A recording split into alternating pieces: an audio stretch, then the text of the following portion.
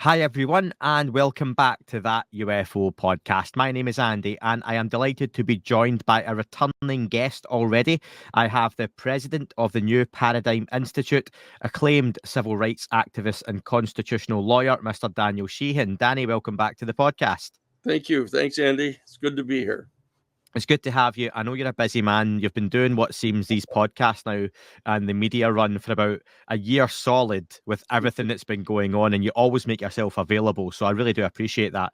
Danny, last time we spoke, you were sitting on your phone frantically with messages coming in left, right, and centre from folks as people tried to push through parts of the UAP Disclosure Act or the Schumer-Rounds Amendment. And as we know it, that failed ultimately. At the moment, there seems to be a little bit of hope on the horizon.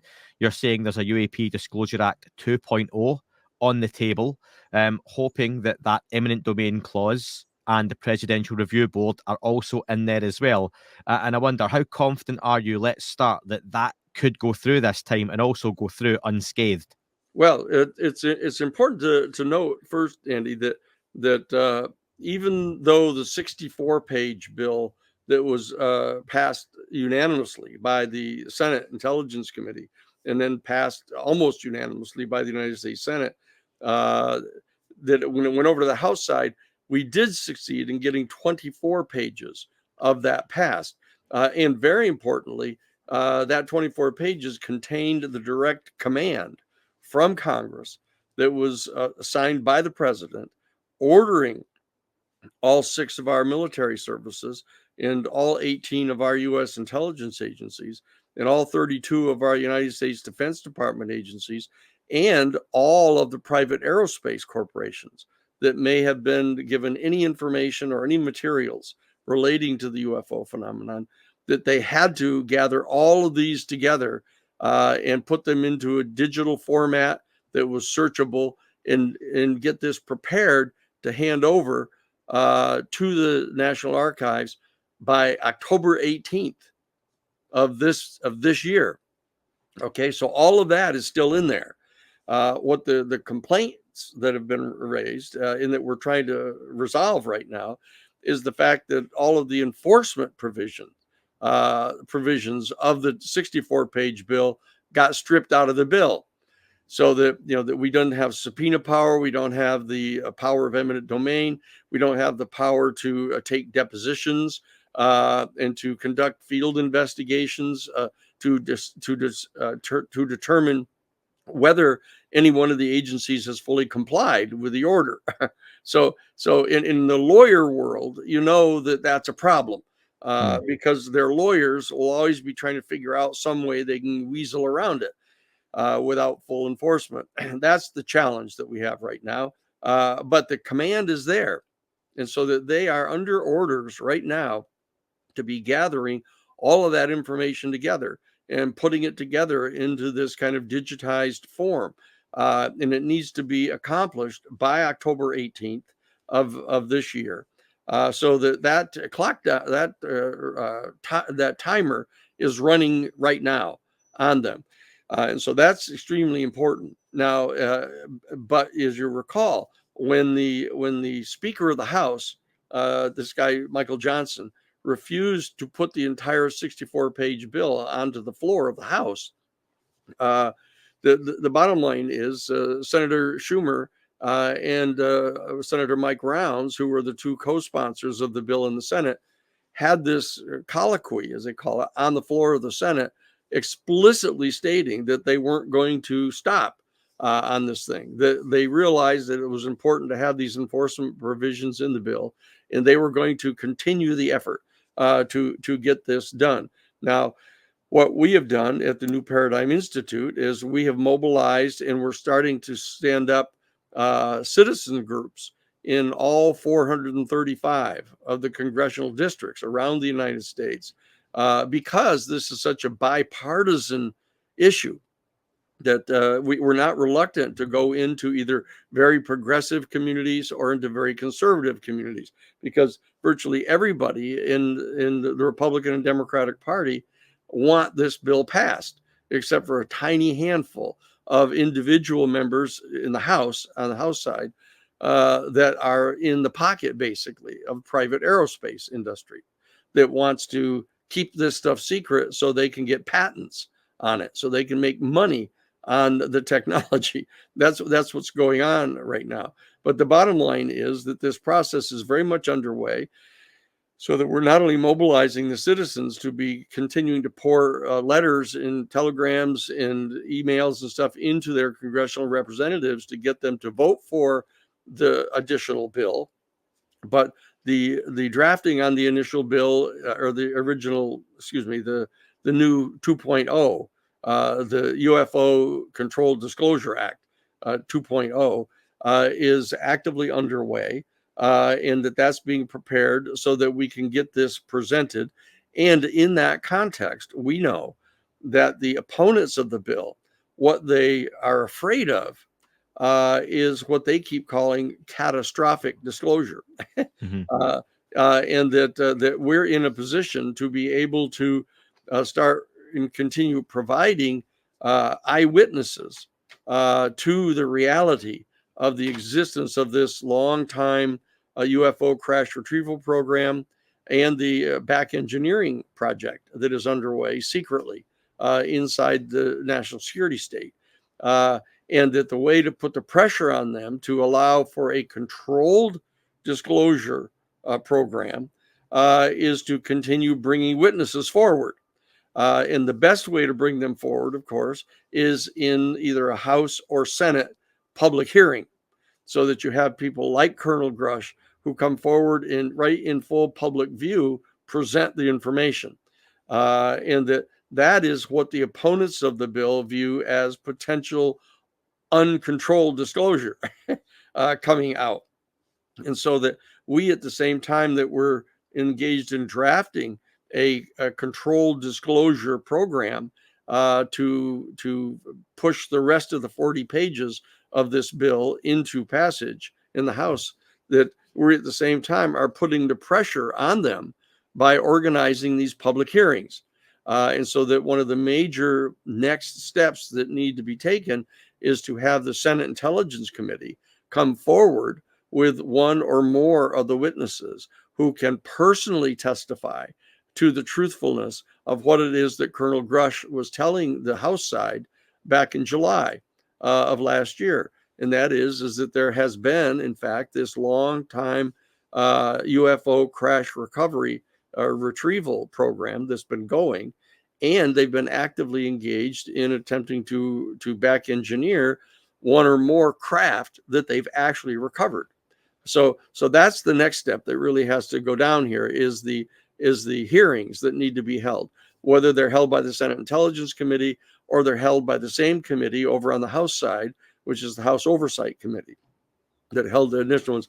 That's what's underway right now. Those multi-tiered tactics of organizing the people on the ground to be demanding these hearings, to actually schedule the hearings, coordinate getting the witnesses provided to those hearings, and at the same time be putting forward a 2.0 draft of the 64-page bill, so that we can put pressure on its opponents to give in and say, okay, let's have the controlled disclosure. If you're going to keep threatening this, what we call, catastrophic disclosure. But as the head of the citizens group that is coordinating this citizen pressure, we're putting the pressure on to have the full disclosure. I mean, that is in fact our legitimate objective.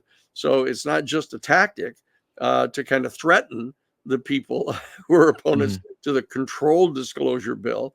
It's the genuine desire on the part of the citizens, but it's part of this multi-faceted campaign that's going on to get as much disclosure done as soon as we can. A lot to unpack there, Danny. You've put that well, like you always do. Now, you're quite right to point out to people like myself that it wasn't a complete loss. There were elements of that bill that made it through. I think we forget sometimes it wasn't a complete failure. However, you're a legal mind and a very well respected one. Realistically, if all that does get put through, are we still not talking about a subject that at the very top levels seems to be above the law and has been for a long time. And how difficult is it going to be to still make sure what's requested actually happens? Well, it's as I pointed out before, Andy, this problem is a subset of a much more general problem that the national security state that has been set up in the United States through the National Security Act of 1947 has really garnered unto itself this self-appointed right to conceal information from Congress. That they've gotten so much into covert operations and covert activities that they've actually convinced themselves that they're authorized to lie to the government, to lie to the Congress, to actively lie to our citizens, and to even lie to the president in order to pursue their own independent policies. And that's what's happening here. The mistake that they made in this case is that they're concealing from the American people a subject that virtually everybody in the United States wants to know about. So that they've generated the most important bipartisan alliance that any of us have seen in the last 50 years. That there's a complete unanimity of support from the leadership in the Senate and the House, and in both the Republican and Democratic Party, to get this controlled disclosure process underway. And so that those who are resisting it are clearly on the losing side. But what we're trying to do is accelerate this as fast as we can and get it done, rather than go through this long, protracted process of wearing these people down one at a time. So that's what's happening right now. How much do you see outside factors influencing this movement? You've got the New Paradigm Institute doing its best from a grassroots level. You've got folks like Lou Elizondo, Chris Mellon, Gary Nolan, yourself, so many names trying to push this forward. Yep. You have the small matter of probably the biggest US election in recent history around the corner. You've got conflicts around the globe, tensions in the Middle East escalating. Yes. How much is that going to affect the UAP issue? Well, it is quite clear that that there are some rather unique and extraordinary events going on right now. But to be frank, something like that's almost always going on. There's always some threat of imminent nuclear war, or some major military operation, whether it's Vietnam or whether it's the Desert Storm or some major military operation going on, because of the nature of our country. That we're engaged in these aggressive military operations around the world that have generated these kind of responses. That we've been sustaining the state of Israel in the Middle East since the end of World War II, that has generated this kind of resistance on the part of the Palestinian people to the existence of the Israeli state. We've been trying to maintain that as a projection of forward military power of the United States government into the Middle East, to maintain military surveillance over the oil fields in the Suez Canal. So we know that that's a product of our forward-leaning foreign policy. Same thing has happened in the Ukraine. We know that the active recruitment by the Central Intelligence Agency and the Bush Jr. administration, followed by the Obama administration, to recruit into NATO all of those countries in Eastern Europe, all along the western boundary of Russia, has triggered this total overreaction on the part of Russia and Putin now to actually invade the Ukraine. And so that all of those things that are happening right now cannot be allowed to be used as an excuse for them simply not turning over this information. This information has been concealed from the American public for 80 years. And that we have formed such a consensus inside the Senate, and frankly, a major consensus inside the House of Representatives, to have this process begun right now. That the time is unique right now for having to go forward, because we've opened up this process right now and it's begun. So what we have to do is take full advantage of this opportunity. Now, the irony is that the scheduled time for the delivery of this information is October 18th. Now that's just like 2 weeks before the national election. Mhm. But it's important because it is only the president who is authorized under even the 24-page bill right now. It is the president who's in office as of October 18th who will have the decision-making authority as to how much of this is going to be released to the public. So that the bottom line is that we're not trying to give President Biden any unique advantage in the upcoming election, but he's the one, as of October 18th, who has the authority to potentially make this information available, at least some portion of it. Now we don't want this. We want the information to be made public, and what we're doing as well at the grassroots level that I pointed out, we're preparing a pledge for all members of the Senate and House who are running for reelection, and for any of the new candidates that are running to unseat them.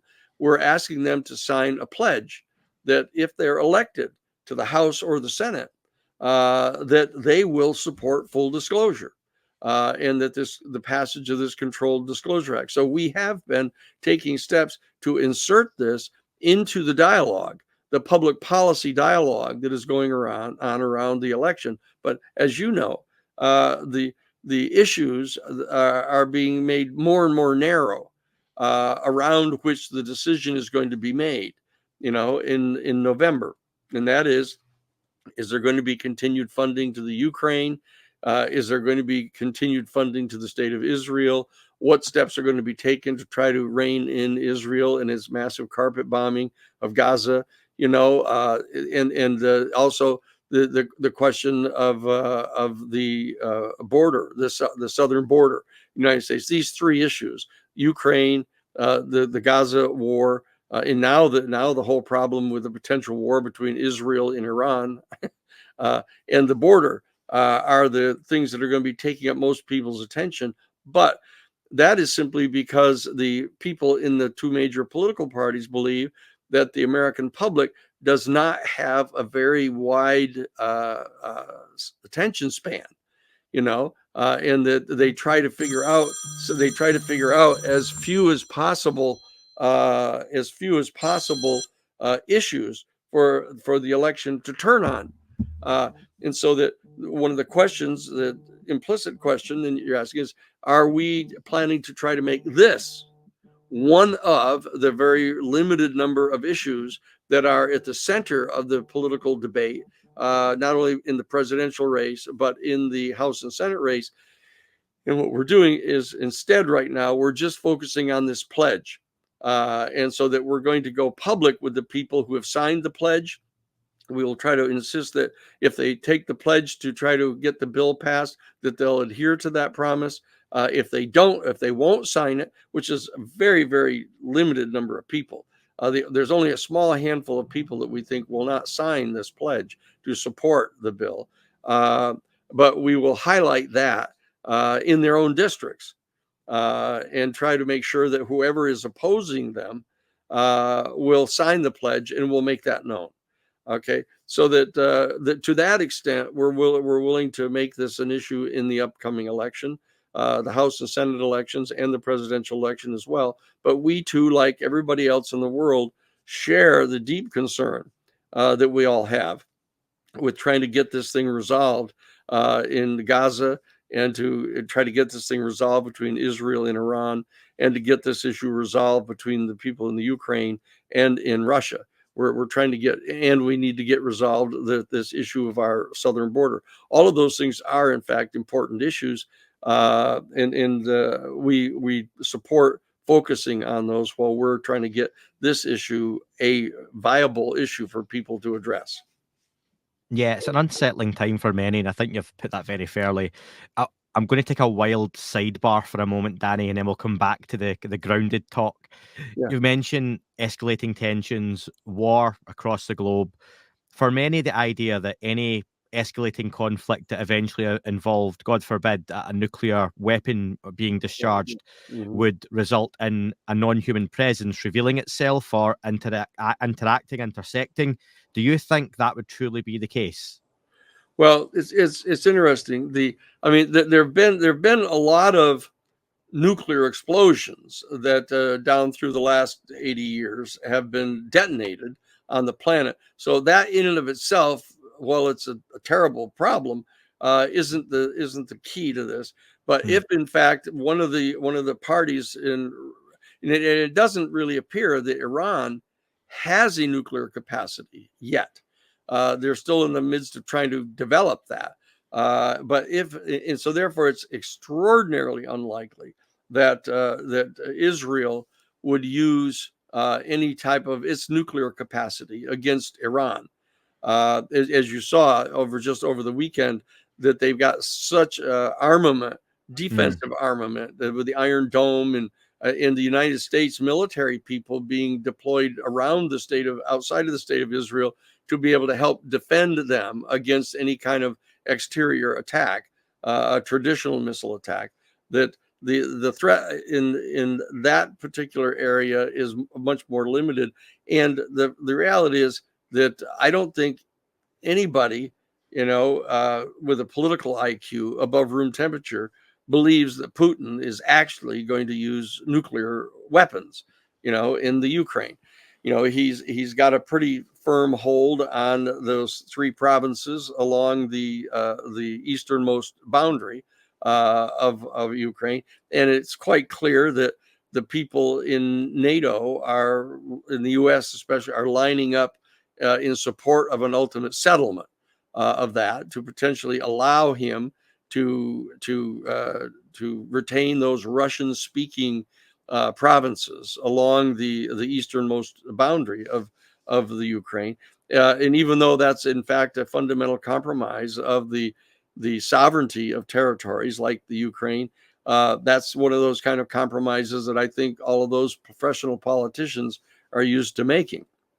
And so I think that's ultimately going to get resolved without the use of nuclear weapons. I don't believe that Israel is going to deploy its nuclear weaponry against Iran. They certainly aren't going to use it against Gaza.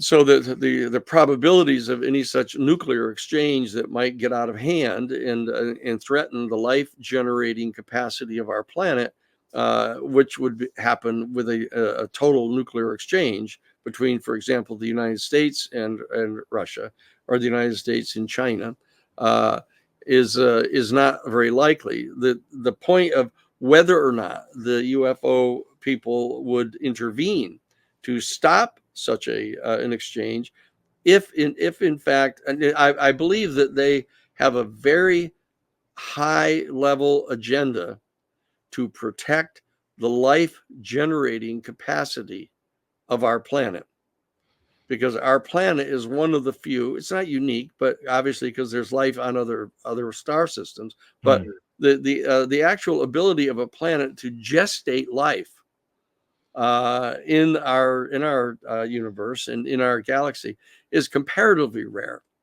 And so therefore, I believe that if it were to come ultimately to that position, that these forces, and again, we don't know yet for certain what the juridical relationship is between the different species yeah. from these extraterrestrial sources, of whether they have some kind of unified federation that can act unilaterally together, or not. But if they do, and it would seem logical that they would have some kind of a coordination on this, is that they all share the same interest in protecting the life generating capacity of our planet.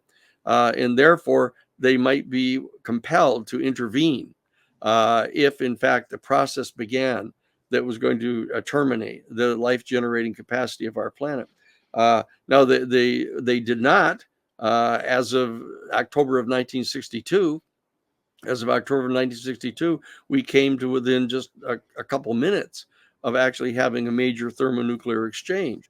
And we know that Curtis LeMay, who was the de facto head of our Joint Chiefs of Staff at the time, back in October of 1962, actually was welcoming a nuclear exchange because he thought that we had a comparative advantage over the Soviet Union at that time, and that we could basically defeat them in a nuclear exchange.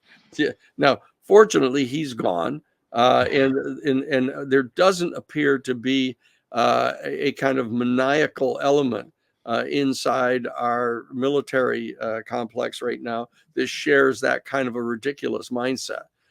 So I think that the people are much more disposed toward going to greater lengths to avoid any kind of nuclear engagement right now.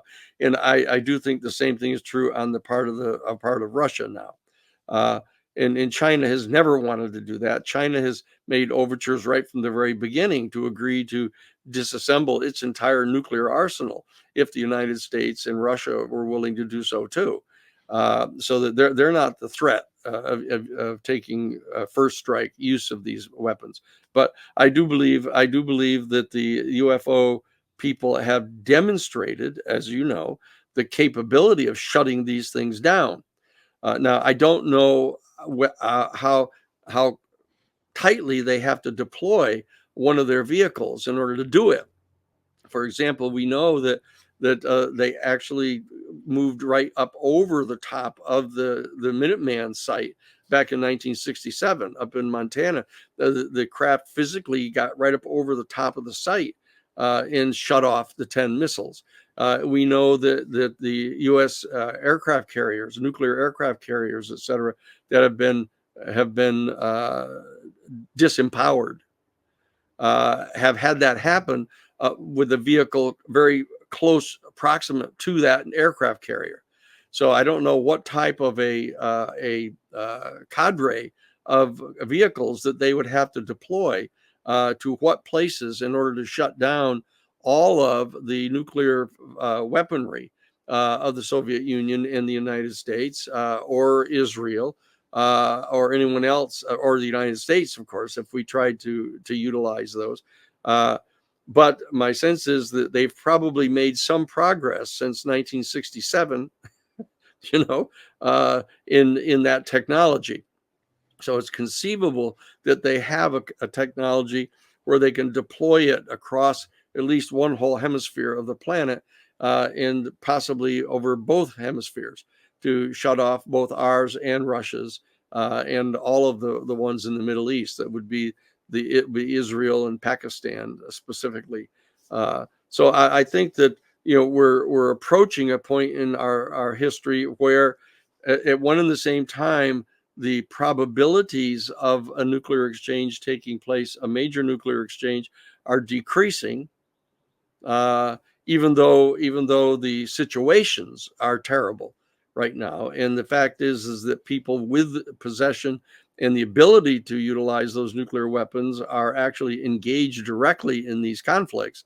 I think that there has been an elevation of consciousness about the idiocy of the exchange of nuclear weapons that has diminished the likelihood that we would ever do that. But at the same time, I think there's an increased capacity on the part of the UFO community to stop that, and that I think they would do so. I think they would do so to stop any kind of major nuclear exchange. I appreciate that answer, Danny. Getting back to the conversation we were having, Yeah. we've been hearing that there are as many as 40 whistleblowers Yeah. lined up and ready to go at some point on the horizon, whenever that may be. Can you bring us up to speed on where things stand with these whistleblowers? Do we still have around that 40 number, or have we lost any along the way? No, we haven't lost them. We're gaining more. But the challenge that we have right now is that such a high percentage of them are in a situation that's similar to the situation that Colonel Grush was involved in. That he has talked to people who know about this firsthand. And many of these 40 whistleblowers are people who have had secondhand information about the existence of the UFO crash recovery program and the back engineering program. But the people who have firsthand knowledge about this, almost by definition, are those that are directly involved. And that those that are directly involved have all kinds of reasonable concerns about the ability to protect them if they were to come forward to Congress and convey this information directly to the senators or to the congressional representatives. that that steps with regard to their career could be seriously jeopardized, and that they would not get any additional promotions. They would lose they would at least have their security clearances challenged substantially, because that happened to Lou, that's happened to Dave Grush, it's happened to Chris Mellon. The people who get targeted by the deep state, by the national security state, with being genuine whistleblowers, who really have information which is of its extreme sensitive nature. These people have to really determine that the House and Senate are capable of protecting them and their careers in the military and in the intelligence community. And so that's basically the kind of concerns that we have at the New Paradigm Institute. We have a dozen lawyers who are working with our institute to protect whistleblowers, and we know that there's a scale, an increasing scale of protection that they need, depending upon the nature of the information they have. And so we have the world's leading experts on how you go about protecting a whistleblower and what exactly they need to really be protected, advising us and training our lawyers now to do this. So we're moving ourselves into position as the New Paradigm Institute to provide the maximum degree of protection for the people. And the demands that are being made on the part of the Senate and the House, of course, are to have as first-hand a set of witnesses as they can get before they're ready to come public with it. So that's the process that's going on. Speaking as safely and as specifically as you can, what sort of backgrounds are these whistleblowers from? Are we talking folks who literally worked on propulsion, who worked on craft that would, skin of craft that would crumple open and fold back up? Is that what we're looking at here? Yeah, those are the kind of people that we need. That's right. Those are the people that the senators and the House members are looking for right now. They want people, for example, that have laid their hand on such a craft. Not someone who's just been told by someone that they know someone who has laid their hand on the craft. They want people who have got hands-on knowledge. Now that's the perfect of all witnesses. You would think that they'd be willing to put forth more people such as David Grush, but I think that David Grush has filled that space so completely that here is an extremely high-placed official with a long credibility, and who has been very emphatic with the members of the House, stating under oath that he has spoken with people who have got first-hand knowledge of the existence of this, and that he's spoken to so many of them in very credible situations that he is personally convinced, as a member of the official UFO task force in the Pentagon, that this program is real, and that they don't need to have just more witnesses saying the same thing. They need to have the next level of people that are the actual people who've been directly physically involved in both of those programs, and that's what the process is that's going on right now. And to your knowledge, do we have those people potentially ready to come forward? We have the people potentially ready to come forward, but they've got to be given guarantees that are better than the guarantees that have been put in place to protect people like Lou and Chris Mellon and Grush. That those protections have not been as fulsome as they need to be. I've said quite a few times on the podcast, Danny, that David Grush caused a shockwave worldwide. And I can say that honestly because that story reached the UK, and the UK media, which is far more stiff upper lipped at the UFO subject and doesn't entertain it. They looked at this in a serious way. It lasted about 4 or 5 days, and then the story disappeared again. Yep. But I think that was David Grush kicked the door. It never quite opened fully. Do you think a floodgate of whistleblowers would burst the dam this time, and that truly would be something there's no going back from? Well, that's an interesting question, Andy, because what's really going on right now, in my judgment, is that what we're doing is we're attempting to ratchet up the pressure on the opponents of the full 64-page bill, which includes the assigning by the president of this board, of this records review board, who would have the authority to make decisions to release information to the public. That's what we're driving at now. We're not trying to have a kind of this explosion of having like 20 or 30 witnesses all come forward at the same time and blow the doors off this thing, because those of us who are involved in the process actually agree with having a controlled disclosure, a carefully coordinated and choreographed disclosure, so that as each new piece of information becomes available, it can be put into context and it can be communicated out to people, so people can step by step become familiar with what it is that we're talking about here. And so people can become acclimated to it. Our institutions can begin to start to take the steps they're going to have to take in order to accommodate themselves to this new reality. So that's what we're in favor of at the New Paradigm Institute. That's what the bill that has been drafted and passed by the Senate proposes. The other side is causing a danger here by saying that they're going to refuse to allow anything to come out unless and until it is catastrophic. And that's a silly position to be taking on their part. And so that, unless we're willing to come forward and start step by step accelerating the amount of information that's being publicly released, independent of their consent, it doesn't constitute adequate pressure on them to yield. And so that we're not actually proposing bringing all 40 of the witnesses in and presenting them all in one big group to the world and blowing the doors off this thing, because we don't believe that would be a responsible way of handling this information. But we intend to get this done, and that it's going to be whoever is the next president and whoever the senators are and the House members are in the next Congress, that it's going to happen during their terms. So that this selection of who it is that is going to come into the presidency and selecting who's going to run the Senate and the House is extremely important from that point of view of that previous question that you asked, is what is the political role of this issue in the upcoming elections?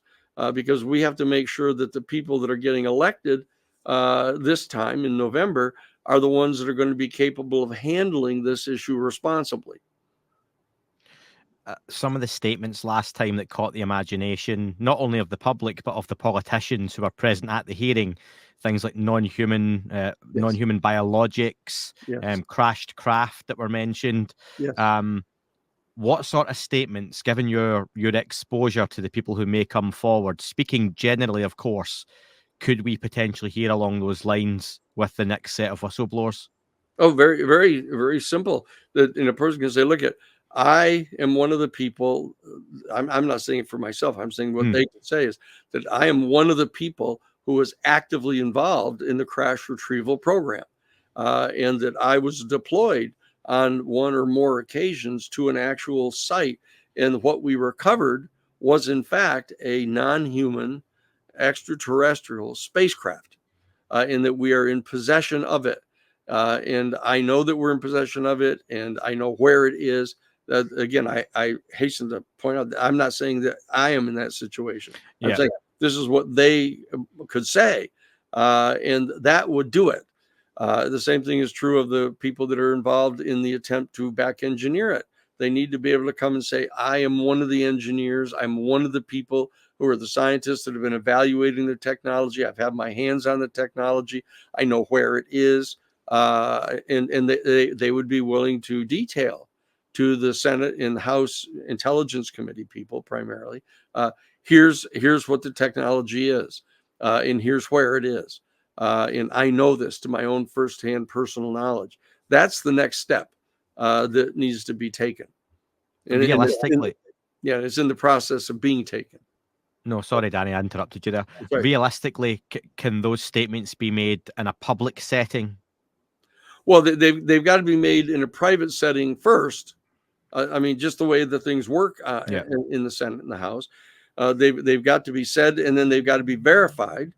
So the Senate staff and the House intelligence staff would have to take the steps to say, okay, good, this person is exactly who they say they are. Their credentials are all confirmed. They have corroborating witnesses who can confirm the validity of what they're saying. And once that gets done, then I imagine what's going to happen, of course, is that the Senate Intelligence Committee people will reach out to the House Oversight Committee people and share this information with them, and they'll go sit down with Mike Johnson and say, look here's what you got coming if you don't sign on to this bill. If you don't sign on to this bill to establish the controlled disclosure process so we can bring these witnesses to the review board and have the review board work with them to figure out what the plan is by means of which we're going to roll this information out. If you don't do that, then these people are going to be brought forward by the Senate Intelligence Committee, and they're going to be presented publicly. So that knowing how Washington, D.C. works, that kind of inside sharing of information is what has to happen here, so that we have to be able to present the people to the members of the Senate Intelligence Committee. They need to confirm it. Then they need to share it with the House Oversight Committee people. And then a collective decision needs to be made between the two of them, which of those two committees are willing to come forward with the information publicly. And once they've made a decision that they're willing to do it, that willingness needs to get conveyed to the House leadership so that they get up off this thing, and agree to the full 2.0 bill, so that we can get back to having the board in place. Our New Paradigm Institute can get back into nominating people to the president for that board, and that board can start hiring the staff and making the concrete decisions they need to make, ideally sometime between now and October, so that they can be prepared to accept all this information and start their work on determining how much of this needs to be made public. From what you've said so far, there's a lot of positivity, a lot of potential. There are options on the table, and there's a well thought out process. So I'm going to ask you to humor me here Yes. and consider a worst case scenario that politically the interest in this topic goes away and cools off completely. It's no longer an option on the table to have hearings, whistleblowers and whatnot come forward in that setting. What would the plan be then for the disclosure movement? The New Paradigm Institute would work to bring forward these people publicly. If we can't get the constitutional institutions of our government to perform their constitutional duties, then the citizens would have to take over. And that's what we'll do. We will move forward, and the Institute is developing the capacity to do that, and to provide the kind of aggressive legal defense that those witnesses would need to have then, because the institutions would then retaliate against them, if they go outside of the shop. But we're prepared to do that.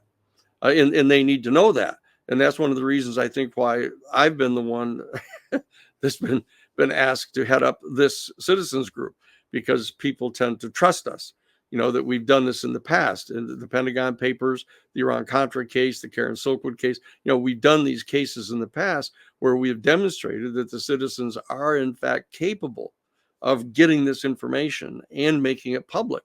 And that we're willing to try to get the institutions of government to respond constitutionally and do their job, which a lot of people view as a little bit naive still, that we still have as much trust as we do in the institutions. That my hope is that the institutions will respond to this particular issue in a way that will affirm their credibility and will start to build back some of the credibility that they've lost over the past 80 years, with lying to people about this and lying to people about other things. And very importantly, there are going to have to be some very dramatic reforms in the national security state apparatus that we have functioning here in the United States, that they've not only run amok here, but they've become almost, you have to be careful of the words, but they're almost treasonous, here of what they're doing. of holding this information, lying to Congress, lying to even presidents, and working hand in glove with private aerospace corporations, who then in turn hire them, to come in to work for them, and to share in the booty, of the anticipated profits from this technology. That is totally unacceptable. I mean, that's bordering on a federal criminal racketeering enterprise that's going on. And we know that the elements inside our national security state have succumbed to actually dealing with, in partnership with, organized crime in the past, smuggling heroin, in cocaine and stuff, and weapons to extreme right-wing death squads and stuff in Central America and Latin America. We know this is true, and so we've got to revisit that fundamental problem of the lengths to which the national security state apparatus has descended below constitutional standards, and we've got to bring them back into control on the part of our elected representatives. And we need to have the elected representatives who are courageous enough to do that. Frankly, that they haven't been courageous enough to do that, and it was good cause.